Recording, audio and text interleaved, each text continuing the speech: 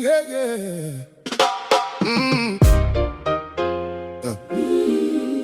Before I get into the story of how Noah gained glory, let me give a brief history, so there is no mystery. Let us start in Genesis 5 with the prophet Enoch. A righteous man who walked with God. He didn't die, he was taken up. Before Enoch was taken, he had a son named Methuselah, who lived 969 years, the oldest living human. Methuselah fathered Lemech, then Lemech fathered Noah. He said, out of the ground which God has cursed, this one shall bring us relief from work. After 500 years, Noah fathered Shem, Ham and Jepheth. Soon God would set 120 years to a life, but this hadn't happened yet. Genesis 6 starts with the sons of God taking wives from the daughter of men. The children they bore were mighty men of renown. They called them the Nephilim. God saw the wickedness of man. Evil was his every thought. The Lord was sorry he made man.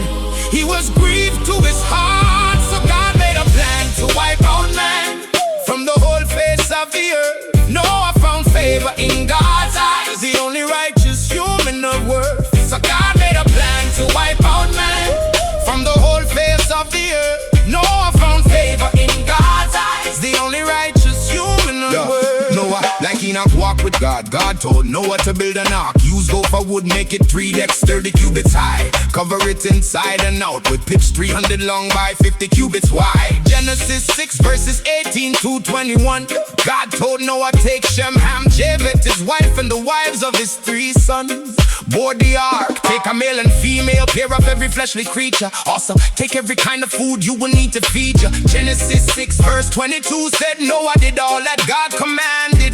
People, animals, and food loaded, just as the Lord had planned it. Now at this point, it's important to listen closely. Genesis 7 verse 1 seems like God repeats the story.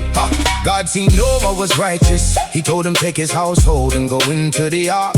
Genesis 7 verses 2 and 3, God said take 7 pairs of clean animals, 1 pair of unclean along when you depart.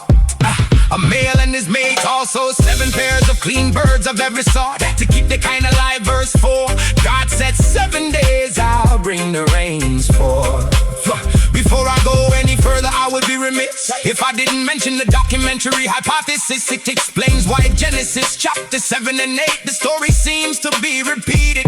Don't take my word for it, grab your Bible and read it.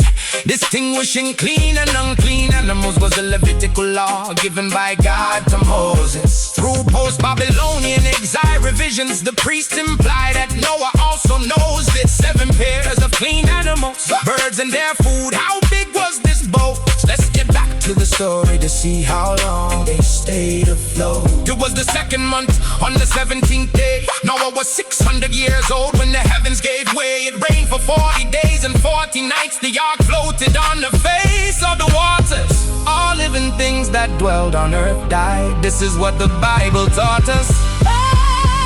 So God made a plan to wipe out man from the whole face of the earth. Noah found favor in God's eyes, the only righteous human of world. Now God remembered Noah and made a wind to blow over the earth.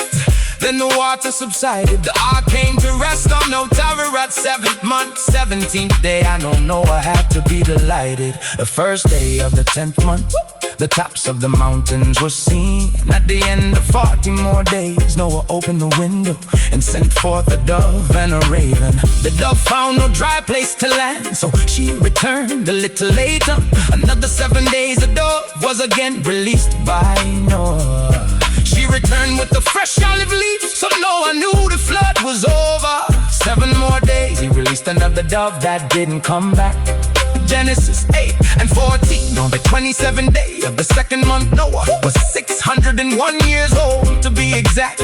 God told Noah to depart the ark with every person and animal that was inside. Noah built an altar to God and sacrificed one of every clean animal and bird that came along for the ride. The Lord smelled the pleasing odor of the burnt offerings and said in his heart, while the earth remains seed time and harvest, summer and winter, day and night, the cycle shall not depart. Never again ground and kill every living creature as I have done.